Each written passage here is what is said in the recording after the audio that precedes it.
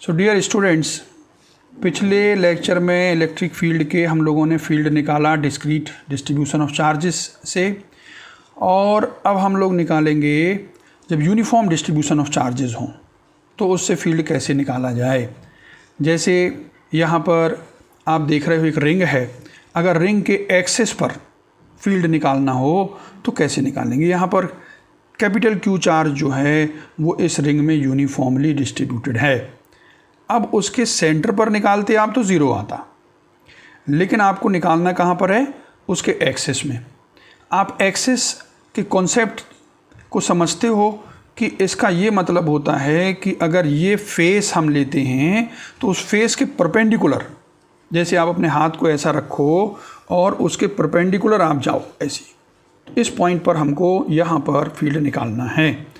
तो यहाँ इसके परपेंडिकुलर, ये जो फेस है उसके परपेंडिकुलर आपने लिया हुआ है, तो ये पॉइंट आप समझ लें कि हर एक पॉइंट से इस पॉइंट की डिस्टेंस जो होगी इसके सरकमफेरेंस से वो इक्वल होगी।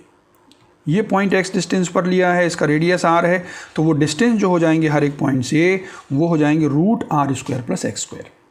आइए अब देखें कि हम यहाँ पर फील्ड कैसे निकाला जाए। तो उसमें क्या करना, छोटा सा यहाँ पर इसका एक सेगमेंट ले लिया, तो वो dq चार्ज रखता है, वो कैपिटल Q का यहाँ पर इसका सरकमफेरेंस का एक छोटा सा पार्ट, जो इसकी छोटी सी लेंथ जिसमें dq चार्ज है, उसका फील्ड यहाँ पर कितना। तो ये जो फील्ड आएगा यहाँ पर, इसको आप लिखोगे कि k × dq/ डिस्टेंस का स्क्वायर, यानी ये r² + x²। तो k dq/ r² + x², इस छोटे से चार्ज का फील्ड यहाँ हो जाएगा। लेकिन फील्ड एक वेक्टर क्वांटिटी है, इसको आप रिजॉल्व कर सकते हो dE cos थीटा और dE sin थीटा में। तो यहाँ देखना होगा कि कौन सा कंपोनेंट इसका ऐड होगा। तो हम ये देखेंगे कि जो कॉस कंपोनेंट है एक्सिस की तरफ है, ये कंपोनेंट ऐड हो जाता है। देखें कैसे, जैसे यहाँ आपने सेगमेंट लिया था, ऐसे छोटा सा पार्ट यहाँ लेते, उसका फील्ड निकलता, उसका भी कंपोनेंट यहाँ कॉस और साइन आता, इसका भी आया था कॉस और साइन, तो साइन साइन कंपोनेंट कैंसिल हो जाएंगे। तो इस तरीके से हर एक पोर्शन के लिए उसका डायमेट्रिकली अपोजिट पोर्शन होगा जो साइन कंपोनेंट को कैंसिल करेगा, कॉस कंपोनेंट को ऐड करेगा। तो यहाँ पर आपको फील्ड निकालना है, वो जो छोटा सा आपने चार्ज का फील्ड लिया था उसके कॉस कंपोनेंट को इंटीग्रेट करके, और उसका फील्ड हम लोगों ने देखा था छोटा सा एलिमेंट का कितना था, k × dq/ डिस्टेंस का स्क्वायर। डिस्टेंस थी √r² + x², तो ये r² + x² हो गया। cos थीटा की वैल्यू रख दें x/√r² + x²। और आप जानते हो कि यहाँ पर इस पॉइंट के लिए ये जो आपका √r² + x² है, ये डिस्टेंस फिक्स्ड है, हर एक पॉइंट की डिस्टेंस उसकी ये है। तो यहाँ पर ये छोटे छोटे जो पोर्शन आप लोगे, क्योंकि यहाँ जो आप इंटीग्रेट कर रहे हो, यानी इन छोटे छोटे पोर्शंस को लेकर के उन सब का फील्ड का कॉस कंपोनेंट लेना है और उनको ऐड करना है, यही इंटीग्रेशन है। तो यहाँ पर सारे पोर्शन के लिए ये डिस्टेंस फिक्स रहती है √r² + x², x फिक्स है, इसलिए आपको इंटीग्रेशन में यहाँ पर जो x आया है और r² + x² आया है, ये सब बाहर हो जाएंगे। तो यहाँ cos थीटा की वैल्यू आपने रखा, तो यहाँ पर डिनोमिनेटर में r² + x² का पावर 3/2 हो गया, तो ये बाहर हो गया। इंटीग्रेशन में केवल dq बचा, तो उस dq का इंटीग्रेशन आपका होगी कि टोटल चार्ज हो जाएगा kq x/r² + x² पावर 3/2, ये आपका टोटल अब आंसर हो जाएगा। तो किसी रिंग का फील्ड क्या होता है, तो रिंग का फील्ड होता है kqx/r² + x² raised to power 3/2। आइए इस फार्मूला के बारे में हम लोग थोड़ा इसके स्पेशल केसेस देख लें, इसको डिस्कस कर लें।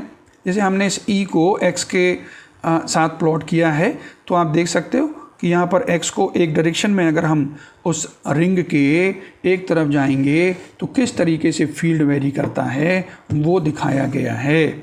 आप दूसरी तरफ भी जा सकते हो, यहाँ पर भी उसी तरीके का यहाँ पर कर्व आएगा। देखें x = 0 पर आप हैं, यानी आप कहाँ पर हैं, सेंटर पर हैं, तो वहाँ पर फील्ड क्या हो जाएगा, 0। तो यहाँ पर क्या आपका ये फार्मूला x को 0 रखने पर ही 0 दे रहा है, हाँ बिल्कुल दे रहा है, पूरा 0 हो जाएगा। तो x = 0 पर E = 0 है। इस फार्मूला में आप बताएं, अगर हम x को very much greater than r ले लेते तो ये जो ब्रैकेटेड क्वांटिटी है यहाँ पर x चूँकि बड़ा हो गया इसके कंपैरिजन में, तो x स्क्वायर लिखोगे पावर 3/2, तो नीचे x क्यूब हो जाएगा, ऊपर x है, यानी x is very much greater than r, तो e will be tending to kq/x square, this will be equal to kq/x square. तो आप बताएं, अगर x की वैल्यू को हम बढ़ाते जाएंगे तो e आप कहोगे, चूंकि inversely proportional to x square आ रहा है, तो e will be tending to 0, यानी e जो है x इक्वल टू 0 पर 0 है और लार्ज वैल्यू के लिए 0 है, यानी इसकी वैल्यू कहीं पर मैक्सिमम होगी। तो कहाँ पर मैक्सिमम होगी? तो उसके लिए आप कहोगे e का हमारे पास एक्सप्रेशन है, इसको मैक्सिमम के लिए क्या करें, de/dx इज इक्वल टू 0, क्योंकि जहाँ भी मैक्सिमम होगा वहाँ स्लोप जो होगा वो 0 आएगा, तो de/dx इज इक्वल टू 0 करें।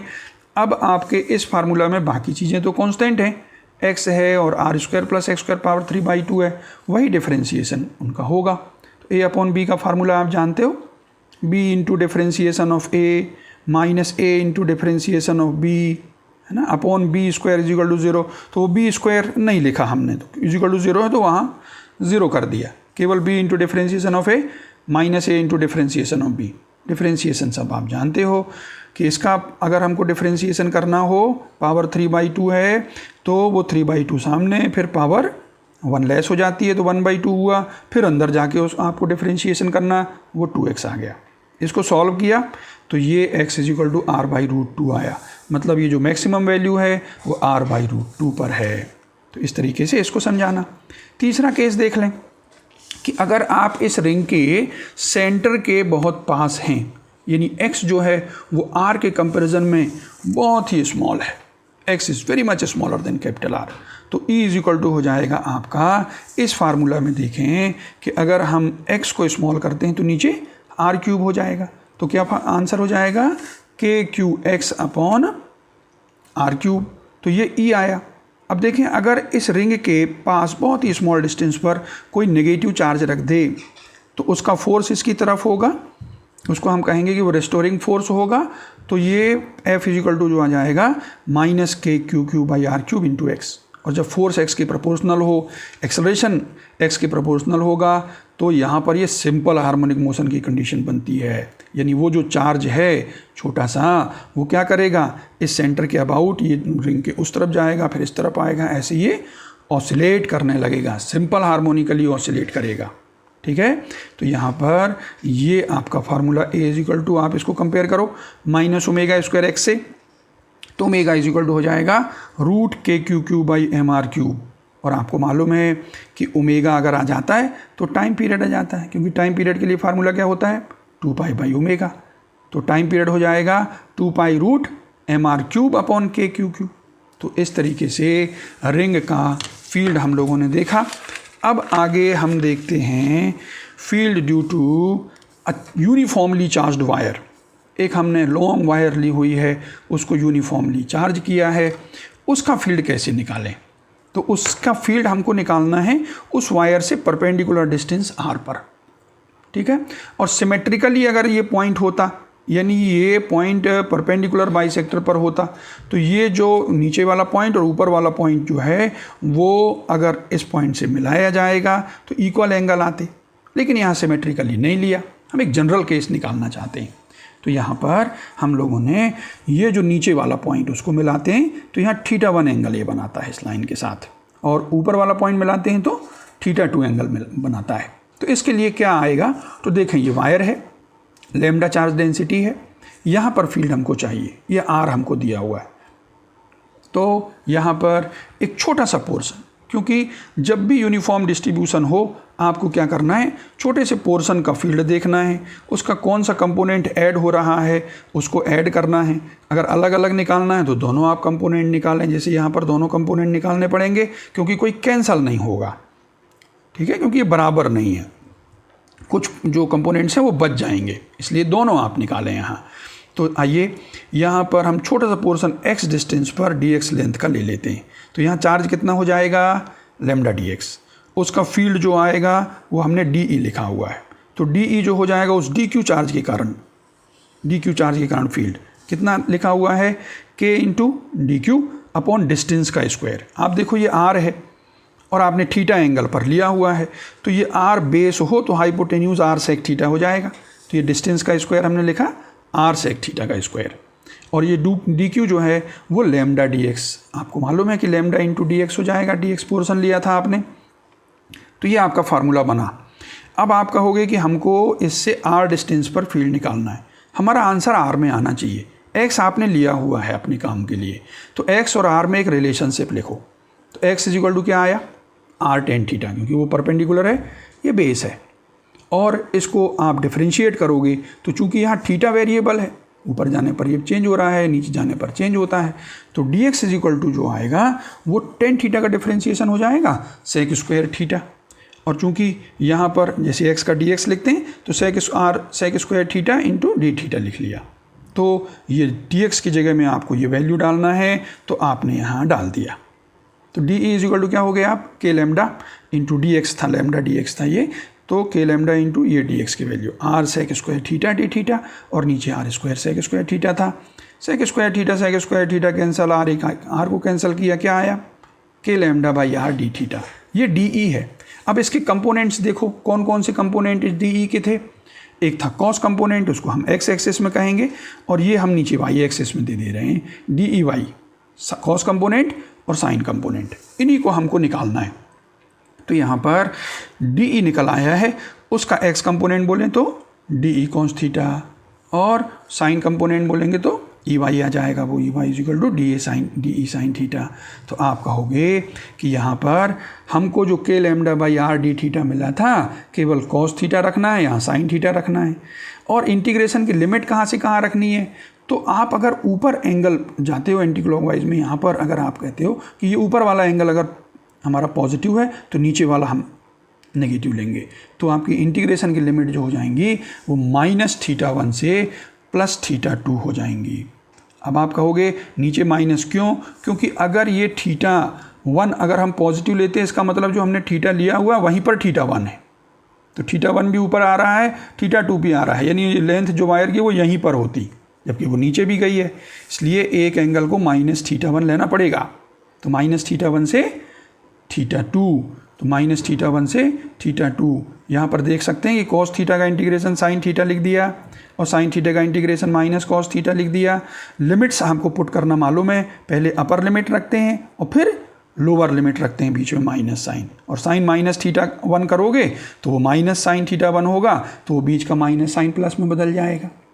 यहाँ पर -cos θ2 करोगे, फिर जो माइनस आएगा उसमें आप लिखोगे कि cos ऑफ -θ1, लेकिन वो माइनस जो होगा यहाँ पर आप देख सकते हैं कि माइनस तो यहाँ θ1 में वो cos -θ1 भी cos θ1 ही होता है, लेकिन वो माइनस साइन इसलिए यहाँ पर ये पॉजिटिव हो गया। तो इसका आंसर आएगा आपका -cos θ2 + cos θ1। तो आप इसको ऐसे लिखो, आपको आसानी से याद रहे, क्योंकि इनको यूज़ करना है।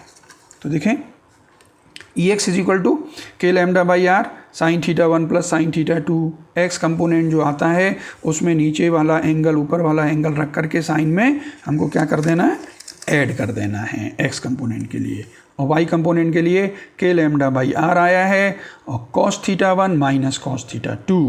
तो इस तरीके से आपके ये दोनों फार्मूला अगर आ गए एक्स कंपोनेंट और वाई कंपोनेंट वाले, अब आप इसके यहाँ पर 3 केसेस में आप आसानी से वो वैल्यू रख करके आंसर निकालोगे। ये बहुत काम में आने वाले, इसलिए इनको ध्यान से देखें। पहला, अगर हम इनफाइनाइट वायर लिए हुए हैं, उससे परपेंडिकुलर डिस्टेंस r पर हमको फील्ड निकालना है, तो आपका नीचे भी एंगल जो बनेगा वो 90 बन जाएगा, क्योंकि ऐसे ऐसे आप जाते जाओगे। ऊपर भी एंगल 90 बन जाएगा, क्योंकि यहाँ ये -∞ में जा रहा है, उधर +∞ में जा रहा है। एंगल यहाँ से देखना आपको, तो दोनों एंगल 90 हैं, तो यहाँ पर 90 डिग्री आपको x में भी रखना है, y में भी रखना है, और cos 90 तो 0 हो जाएगा। तो कौन सा कंपोनेंट 0 हो जाएगा, y कंपोनेंट नहीं आएगा, इसका कंपोनेंट जो आएगा यहीं आएगा, वही उसका फील्ड होगा। तो Ex इज इक्वल टू जो हो जाएगा वो sin 90 और sin 90 1 + 1 2 k lambda by are हो जाएगा। इस तरीके से ये सॉल्व करना है। अगर आपको सेमी इनफाइनाइट वायर दी हुई है और उसके एंड से परपेंडिकुलर डिस्टेंस आर पर निकालना हो। तो यहाँ θ1 का सवाल ही नहीं है, क्योंकि नीचे वायर गई नहीं, आपने एंड से लिया हुआ है। तो θ1 = 0 और θ2, अब ये इन्फिनिटी में जा रही है, θ2 = 90 वैल्यू रखा आपने। तो यहाँ पर θ1 को 0 रखने पर ये 0, θ2 को 90 रखने पर ये 1, यहाँ पर θ1 को 0 रखने पर ये 1, ये 0। तो दोनों की वैल्यू बराबर आएंगी, ये भी k λ/r आएगा, ये भी k λ/r आएगा। तो यहाँ पर Ex Ey दोनों k λ/r हैं। तो जब ये दोनों कंपोनेंट बराबर हों तो फिर रिजल्टेंट जो आएगा वो आ जाएगा आपका √2 k λ/r। तो सेमी इनफाइनाइट वायर का कितना हो गया, जो आप लाइन ज्वाइन कर रहे हो उससे 45 डिग्री पर, क्योंकि Ex Ey बराबर है, √2 k λ/r। इसका 2 k λ/r याद करने में भी आसान है, इनफाइनाइट का 2 है और सेमी इनफाइनाइट का √2 है।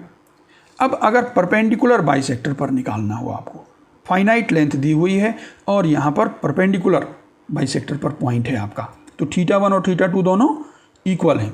तो θ1 θ2 दोनों को इक्वल रखोगे तो यहाँ पर तो ये कैंसिल हो जाएगा, वाई कंपोनेंट आएगा भी नहीं, तो आना भी नहीं चाहिए था, क्योंकि भाई सिमेट्रिकली है। तो आपका केवल एक्स कंपोनेंट आएगा, वही रिजल्टेंट बनाएगा।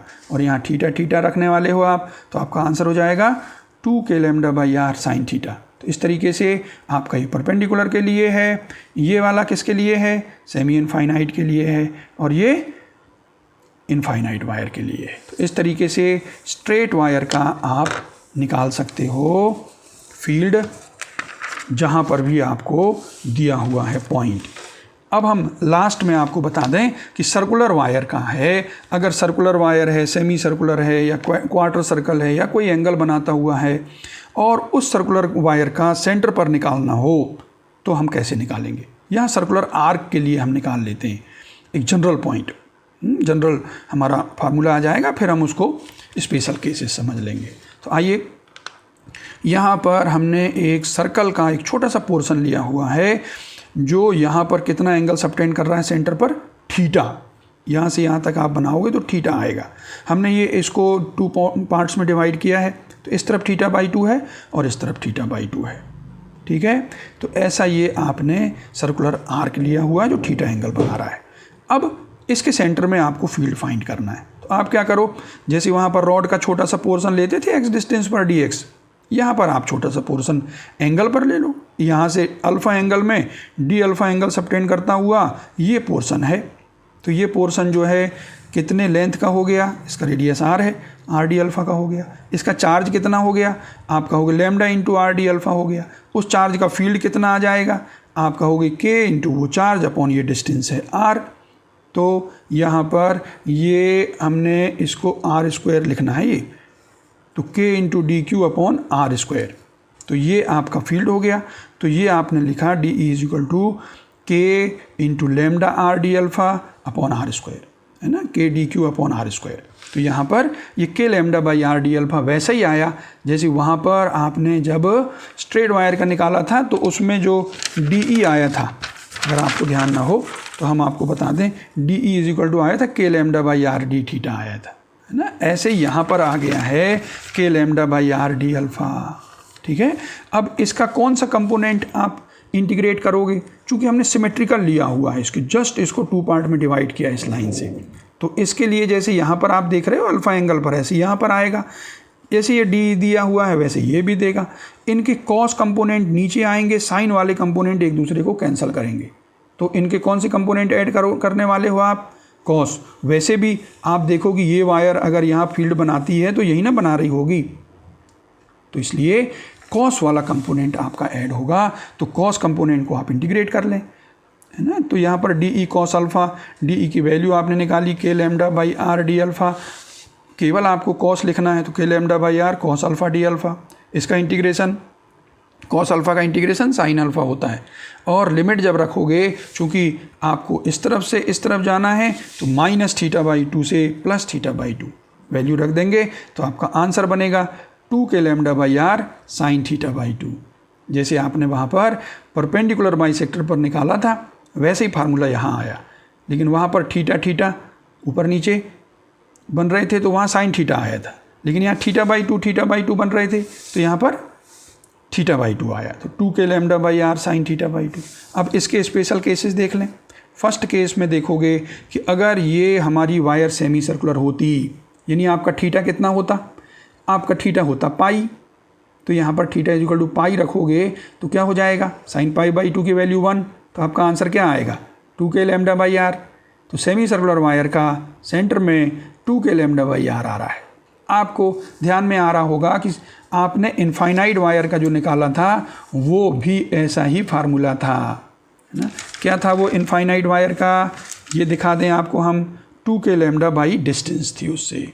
यहाँ पर 2k लैम्डा बाई जो आ रहा है वो उसका रेडियस आ रहा है। तो यहाँ पर ये चीज़ हमको देखना है, ये सेमी सर्कुलर वायर है।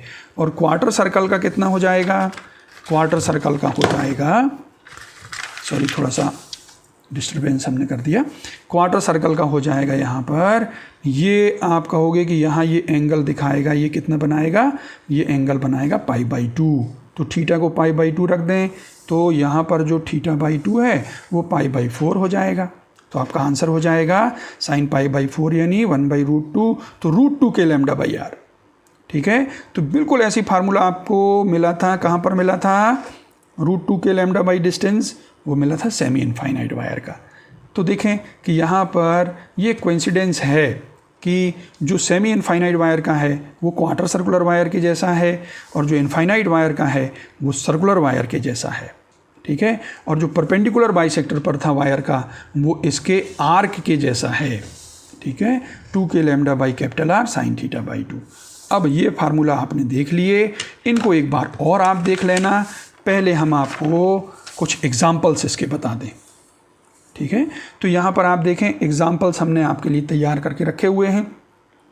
ये रॉड का अगर इसके परपेंडिकुलर में होता तो आपके पास फार्मूला है, आप तुरंत फार्मूला परपेंडिकुलर बाइसेक्टर का ले आते या EXEY का ले आते।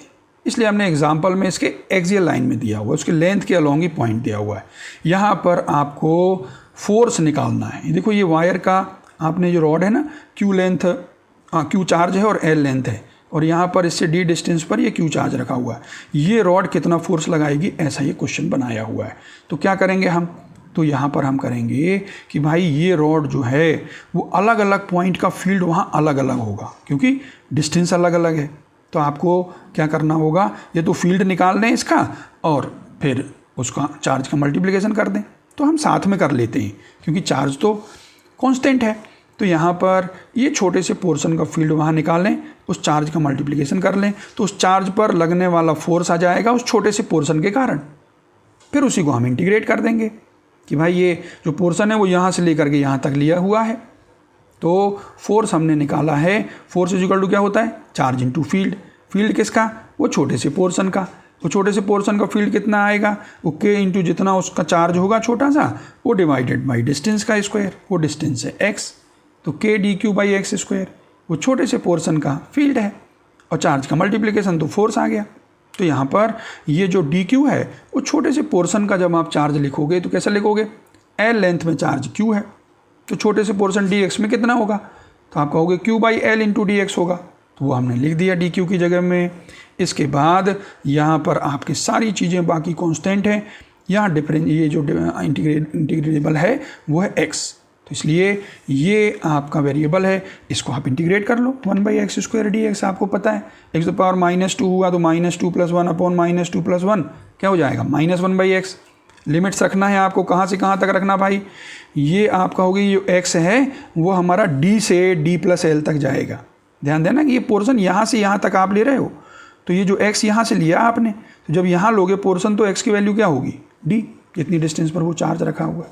तो ऐसे लिमिट्स को ध्यान से रखना है। तो d से d + L तक रखोगे आप, पहले अपर लिमिट रखोगे तो -1/d + L हो जाएगा, फिर माइनस प्लस 1/d हो जाएगा। तो हमने अरेंज कर दिया, उसको सॉल्व कर लिया, ये आपका आंसर आ गया KQQ upon d into d + L। ये उस रॉड का उस छोटे से चार्ज पर फोर्स है। चलो ये आप देखें, नेट फील्ड निकालना है इस पॉइंट पर, ये भी इनफाइनाइट है, यहाँ इनफाइनाइट है और ये क्वार्टर सर्कल है। ठीक है, तो इसका फील्ड हम यहाँ पर निकालेंगे। इसका जो 1 2 3 ऐसा हमने दे दिया है। 1 का फील्ड देख रहे हो आप, ये देखो E1 लिखा हुआ है, कितना है, सेमी सर्कुलर वायर का आपको पता है कितना होता है √2 के लैम्डा बाई आर, ये हमने दिया हुआ है देखो 1 और 3 का √2 के लैम्डा बाई आर होगा। और इनकी डायरेक्शन जैसे ये सेमी इनफाइनाइट है तो यहाँ पर ये लाइन से 45, ये सेमी इनफाइनाइट है यहाँ से इस लाइन से 45, ये दोनों एक दूसरे को कैंसिल कर देंगे 1 और 3। तो ये जो आपका क्वार्टर सर्कुलर आ रहा है इसका फील्ड बस आपका आंसर होगा। तो ये जो आपने ओ पर 1, 2, 3 का फील्ड निकाला वो E2 के बराबर होगा और E2 होगा हमारा √2 के लैम्डा बाई आर। ऐसे देखो क्वेश्चन नंबर 3 हमने बनाया है, एक स्क्वायर लिया और पॉइंट O जो है ये 4 वायर्स बनाई जिनकी डेंसिटी दी हुई है आपको लैम्डा 2 लैम्डा 3 लैम्डा 4 लैम्डा, और इस स्क्वायर के सेंटर पर आपको बताना है। तो यहाँ फील्ड निकालने के लिए हम क्या करेंगे, तो हम कहेंगे ये परपेंडिकुलर बाइसेक्टर है, ये इसका भी है, इसका भी है, इसका भी है, इसका भी है। परपेंडिकुलर बाइसेक्टर का फार्मूला आप लगा दो, ठीक है। तो यहाँ पर देख लें लैम्डा का जो फील्ड होगा मान लो उसका E है, तो 3 लैम्डा का कितना होगा 3E, 4 लैम्डा का 4E और 2 लैम्डा का 2E।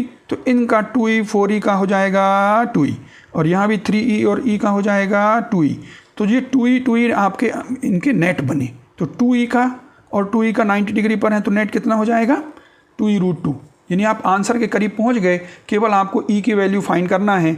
E क्या लैम्डा के कारण फील्ड, तो लैम्डा के कारण फील्ड बहुत आसानी से आप निकाल सकते हो, परपेंडिकुलर बाइसेक्टर है ना। ये आपका फार्मूला जो है अगर आपको याद हो वो 2 k lambda by r sine theta था, ठीक है।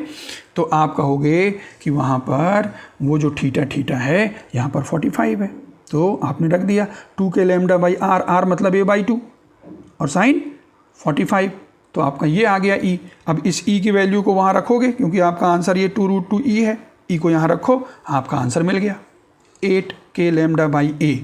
तो इन एग्जाम्पल्स को आप फिर से देखेंगे, थ्योरी को एक बार फिर से पढ़ेंगे, फिर जो हम क्वेश्चंस देंगे उनको आपको सॉल्व करना है। Okay, thank you.